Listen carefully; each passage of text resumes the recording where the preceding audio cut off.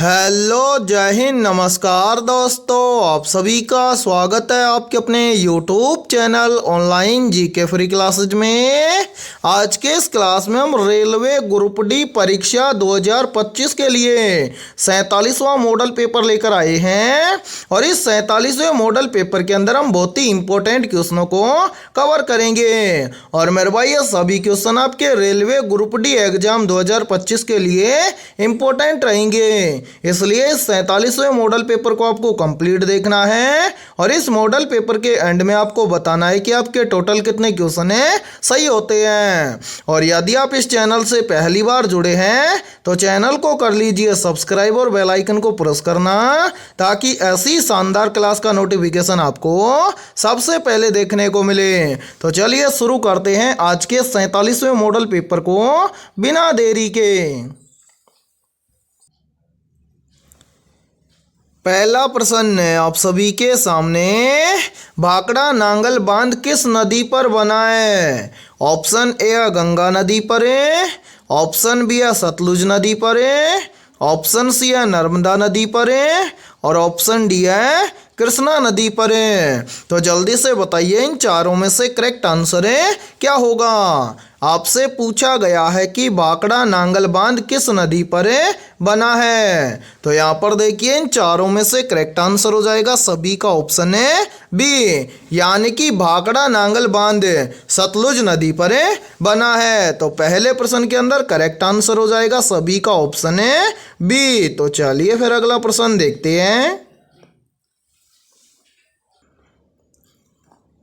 दूसरा प्रश्न है आप सभी के सामने, बंगाल विभाजन के विद्रोह में कौन सा आंदोलन शुरू किया गया था? ऑप्शन ए असहयोग आंदोलन है, ऑप्शन बी है स्वदेशी आंदोलन है, ऑप्शन सी है भारत छोड़ो आंदोलन है और ऑप्शन डी है सविनय अवज्ञा आंदोलन है। तो यहाँ पर देखिए इन चारों में से करेक्ट आंसर हो जाएगा सभी का ऑप्शन है बी, यानी कि बंगाल विभाजन के विद्रोह में स्वदेशी आंदोलन शुरू किया गया था। और मेरे भाई ये दूसरा प्रश्न मोस्ट इंपोर्टेंट प्रश्न है, ये चाहे तो आप इस प्रश्न का स्क्रीनशॉट भी ले सकते हैं। तो चलिए फिर अगला प्रश्न देखते हैं।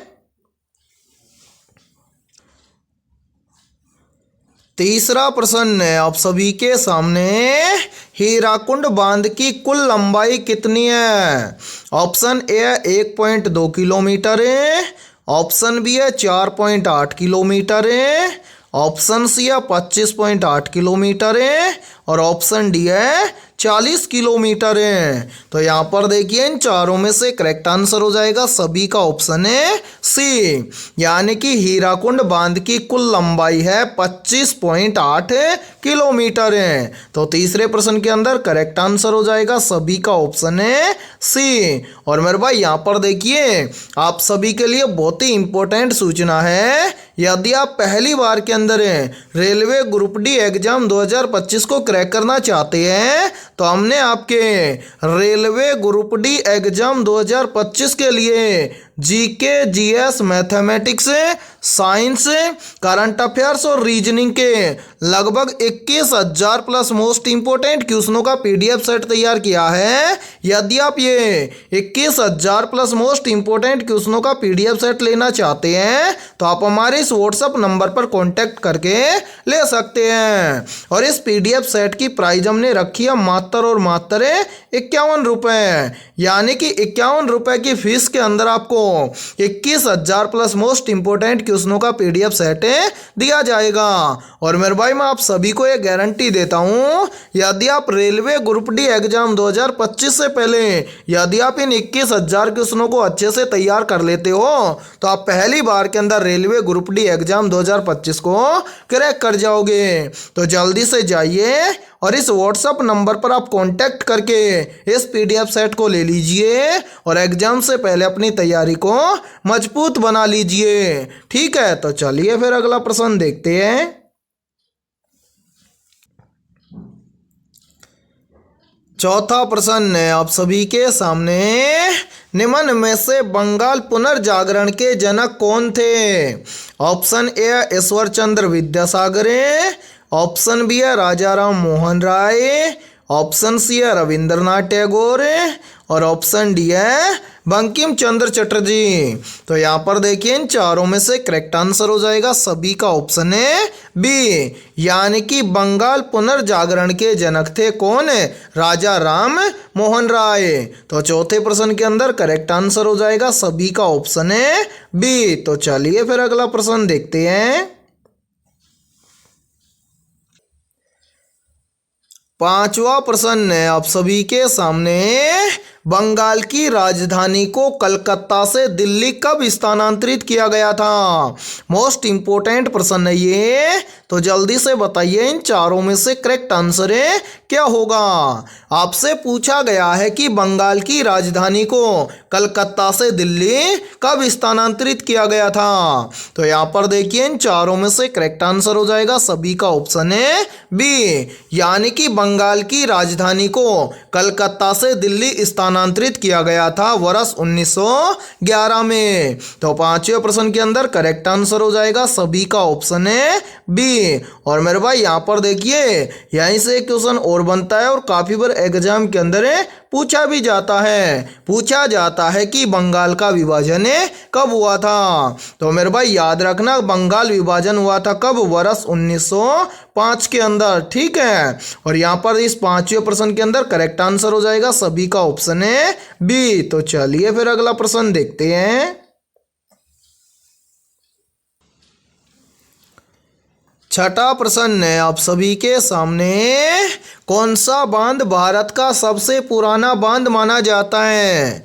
तो यहाँ पर देखिए इन चारों में से करेक्ट आंसर हो जाएगा सभी का ऑप्शन है सी, यानी कि जो कलनई बांध है ये भारत का सबसे पुराना बांध माना जाता है। तो छठे प्रश्न के अंदर करेक्ट आंसर हो जाएगा सभी का ऑप्शन है सी। और मेरे भाई यहाँ पर देखिए यदि ये क्लास आपको पसंद आ रही है तो जल्दी से एक बार इस क्लास को लाइक कर दीजिए, और यदि आप इस चैनल से पहली बार जुड़े हैं तो चैनल को कर लीजिए सब्सक्राइब और बेल आइकन को प्रेस करना, ताकि ऐसी शानदार क्लास का नोटिफिकेशन आपको सबसे पहले देखने को मिले।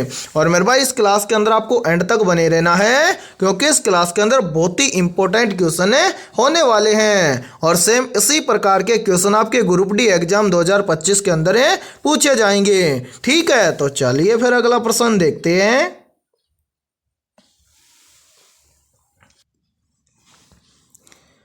सातवां प्रश्न है आप सभी के सामने, भारत की सबसे बड़ी मीठे पानी की झील कौन सी है?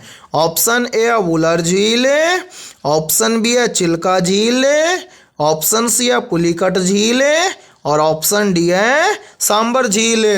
तो यहाँ पर देखिए इन चारों में से करेक्ट आंसर हो जाएगा सभी का ऑप्शन है ए, यानी कि भारत की सबसे बड़ी मीठे पानी की झील है कौन सी?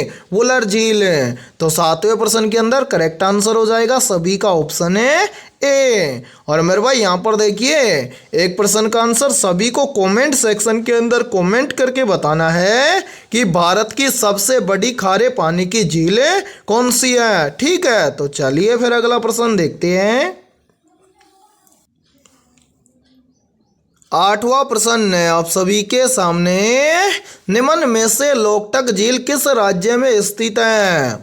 ऑप्शन ए असम राज्य में, ऑप्शन बी है मणिपुर राज्य में, ऑप्शन सी है मेघालय राज्य में, और ऑप्शन डी है अरुणाचल प्रदेश राज्य में। तो जल्दी से बताइए इन चारों में से करेक्ट आंसर क्या होगा। आपसे पूछा गया है कि लोकटक झील किस राज्य में स्थित है। तो यहाँ पर देखिए इन चारों में से करेक्ट आंसर हो जाएगा सभी का ऑप्शन है बी, यानी कि लोकटक झील मणिपुर राज्य में स्थित है। तो आठवें प्रश्न के अंदर करेक्ट आंसर हो जाएगा सभी का ऑप्शन है बी। तो चलिए फिर अगला प्रश्न देखते हैं। नौवां प्रश्न है आप सभी के सामने, निम्न में से सांबर झील किस राज्य में स्थित है? ऑप्शन ए गुजरात राज्य में, ऑप्शन बी है महाराष्ट्र राज्य में, ऑप्शन सी है राजस्थान राज्य में, और ऑप्शन डी है मध्य प्रदेश राज्य में। तो यहाँ पर देखिए इन चारों में से करेक्ट आंसर हो जाएगा सभी का ऑप्शन है सी, यानी कि सांबर झील राजस्थान राज्य में स्थित है। तो 9वें प्रश्न के अंदर करेक्ट आंसर हो जाएगा सभी का ऑप्शन है सी। और मेरे भाई यहाँ पर देखिए यहाँ से एक क्वेश्चन और बनता है और काफी बार एग्जाम के अंदर पूछा भी जाता है। पूछा जाता है कि क्षेत्रफल की दृष्टि से भारत का सबसे बड़ा राज्य कौन सा है। तो मेरे भाई याद रखना क्षेत्रफल की दृष्टि से भारत का सबसे बड़ा राज्य है राजस्थान। इसी के साथ में देखिए यहीं से एक क्वेश्चन और बनता है और ये प्रश्न भी काफी बार एग्जाम के अंदर पूछा जाता है। पूछा जाता है कि भारत के किस राज्य में सबसे अधिक वन पाए जाते हैं। तो मेरे भाई याद रखना भारत के मध्य प्रदेश राज्य के अंदर सबसे अधिक मात्रा में वन पाए जाते हैं। और यहाँ पर देखिए एक प्रश्न और बनता है यहीं से और काफी बार एग्जाम के अंदर पूछा भी जाता है। पूछा जाता है कि सबसे लंबी तट रेखा वाला राज्य कौन सा है। तो याद रखना सबसे लंबी तट रेखा वाला भारतीय राज्य है गुजरात। और एक लास्ट प्रश्न और बनता है यहीं से काफी बार पूछा जाता है कि अजंता की गुफाएं किस राज्य में स्थित हैं। तो मेरे भाई याद रखना अजंता की गुफाएं महाराष्ट्र राज्य के अंदर स्थित हैं। ठीक है। और 9वें प्रश्न के अंदर करेक्ट आंसर हो जाएगा सभी का ऑप्शन है सी। तो चलिए फिर अगला प्रश्न देखते हैं। 10वां प्रश्न है आप सभी के सामने बंगाल का प्रथम गवर्नर जनरल कौन था। तो यहाँ पर देखिए इन चारों में से करेक्ट आंसर हो जाएगा सभी का ऑप्शन है सी, यानी कि बंगाल का प्रथम गवर्नर जनरल था कौन, वॉरेन हेस्टिंग्स। तो 10वें प्रश्न के अंदर करेक्ट आंसर हो जाएगा सभी का ऑप्शन है सी। तो चलिए फिर अगला प्रश्न देखते हैं। 11वां प्रश्न है आप सभी के सामने बंगाल का अंतिम स्वतंत्र नवाब कौन था। ऑप्शन ए अली वर्दी खान, ऑप्शन बी है सिराजुद्दौला, ऑप्शन सी है मीर कासिम और ऑप्शन डी है मीर जाफर। तो जल्दी से बताइए इन चारों में से करेक्ट आंसर क्या होगा। आपसे पूछा गया है कि बंगाल का अंतिम स्वतंत्र नवाब कौन था। तो यहाँ पर देखिए इन चारों में से करेक्ट आंसर हो जाएगा सभी का ऑप्शन है बी, यानी कि बंगाल का अंतिम स्वतंत्र नवाब था सिराजुद्दौला। तो 11वें प्रश्न के अंदर करेक्ट आंसर हो जाएगा सभी का ऑप्शन है बी। तो चलिए फिर अगला प्रश्न देखते हैं। 12वां प्रश्न है आप सभी के सामने दूध सागर जलप्रपात किस राज्य में स्थित है। ऑप्शन ए है महाराष्ट्र में, ऑप्शन बी है गोवा में, ऑप्शन सी है कर्नाटक में और ऑप्शन डी है तमिलनाडु में। तो यहाँ पर देखिए इन चारों में से करेक्ट आंसर हो जाएगा सभी का ऑप्शन है बी, यानी कि दूध सागर जलप्रपात किस राज्य में स्थित है। तो ये है गोवा राज्य में। तो 12वें प्रश्न के अंदर करेक्ट आंसर हो जाएगा सभी का ऑप्शन है बी। और मेरे भाई मोस्ट इंपोर्टेंट प्रश्न है ये, चाहे तो आप इस प्रश्न को अपनी नोटबुक के अंदर आप नोट भी कर सकते हैं। ठीक है। तो चलिए फिर अगला प्रश्न देखते हैं। 13वां प्रश्न है आप सभी के सामने श्रावती नदी पर कौन सा जलप्रपात स्थित है। मोस्ट इंपोर्टेंट प्रश्न है ये भी। और मेरे भाई ये प्रश्न भी काफी बार एग्जाम के अंदर पूछा गया प्रश्न है। तो यहाँ पर देखिए इन चारों में से करेक्ट आंसर हो जाएगा सभी का ऑप्शन है ए, यानी कि श्रावती नदी पर जोग जलप्रपात स्थित है। तो 13वें प्रश्न के अंदर करेक्ट आंसर हो जाएगा सभी का ऑप्शन है ए। तो चलिए फिर अगला प्रश्न देखते हैं। 14वां प्रश्न है आप सभी के सामने चित्रकूट जलप्रपात किस नदी पर स्थित है। ऑप्शन ए है नर्मदा नदी पर, ऑप्शन बी है इंद्रावती नदी पर, ऑप्शन सी है महानदी पर और ऑप्शन डी है गंगा नदी पर। तो यहाँ पर देखिए इन चारों में से करेक्ट आंसर हो जाएगा सभी का ऑप्शन है बी, यानी कि चित्रकूट जलप्रपात इंद्रावती नदी पर स्थित है। तो 14वें प्रश्न के अंदर करेक्ट आंसर हो जाएगा सभी का ऑप्शन है बी। ठीक है। तो चलिए फिर अगला प्रश्न देखते हैं। 15वां प्रश्न है आप सभी के सामने, बंगाल में स्थायी बंदोबस्त किस वर्ष लागू किया गया था? ऑप्शन ए है 1773 में, ऑप्शन बी है 1793 में, ऑप्शन सी है 1813 में और ऑप्शन डी है 1833 में। तो यहाँ पर देखिए इन चारों में से करेक्ट आंसर हो जाएगा सभी का ऑप्शन है बी, यानी कि बंगाल में स्थायी बंदोबस्त वर्ष 1793 में लागू किया गया था। तो 15वें प्रश्न के अंदर करेक्ट आंसर हो जाएगा सभी का ऑप्शन है बी। तो चलिए फिर अगला प्रश्न देखते हैं। 16वां प्रश्न है आप सभी के सामने, ईस्ट इंडिया कंपनी का भारत में शासन कब समाप्त हुआ था? ऑप्शन ए वर्ष 1857 में, ऑप्शन बी है वर्ष 1858 में, ऑप्शन सी है वर्ष 1862 में और ऑप्शन डी है वर्ष 1870 में। तो यहाँ पर देखिए इन चारों में से करेक्ट आंसर हो जाएगा सभी का ऑप्शन है बी, यानी कि ईस्ट इंडिया कंपनी का भारत पर शासन समाप्त हुआ था कब? 1858 में। तो 16वें प्रश्न के अंदर करेक्ट आंसर हो जाएगा सभी का ऑप्शन है बी। तो चलिए फिर अगला प्रश्न देखते हैं।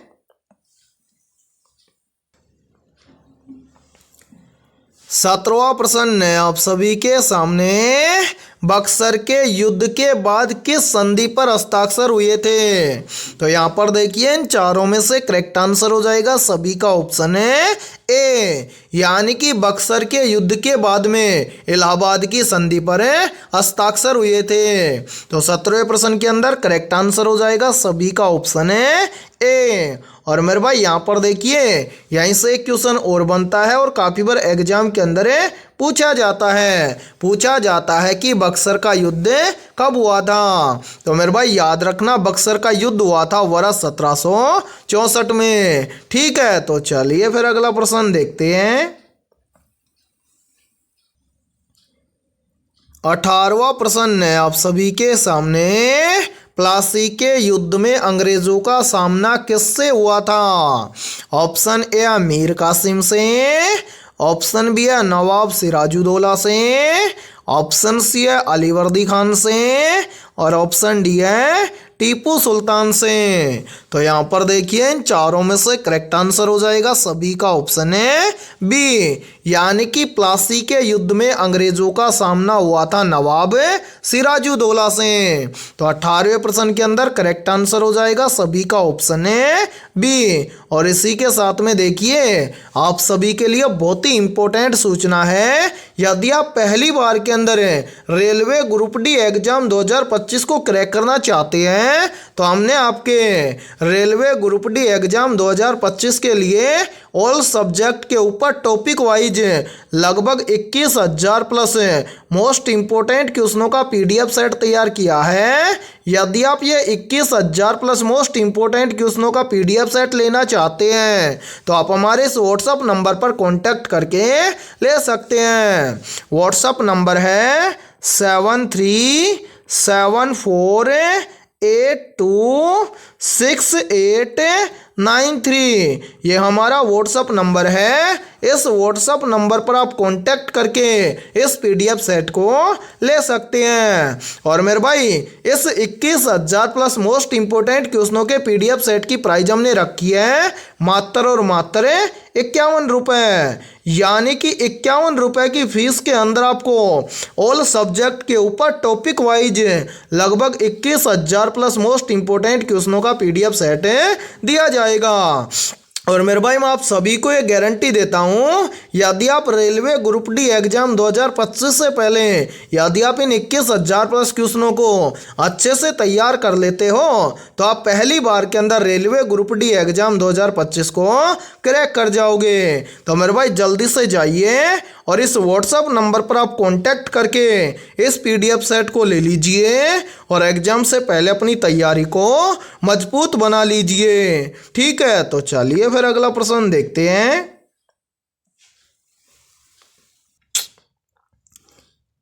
19वां प्रश्न है आप सभी के सामने, निम्न में से प्लासी का युद्ध कब हुआ था? ऑप्शन ए 1747 ईस्वी में, ऑप्शन बी है 1757 ईस्वी में, ऑप्शन सी है 1764 ईस्वी में और ऑप्शन डी है 1772 ईस्वी में। तो यहाँ पर देखिए इन चारों में से करेक्ट आंसर हो जाएगा सभी का ऑप्शन है बी, यानी कि प्लासी का युद्ध हुआ था 1757 ईस्वी में। तो 19वें प्रश्न के अंदर करेक्ट आंसर हो जाएगा सभी का ऑप्शन है बी। तो चलिए फिर अगला प्रश्न देखते हैं।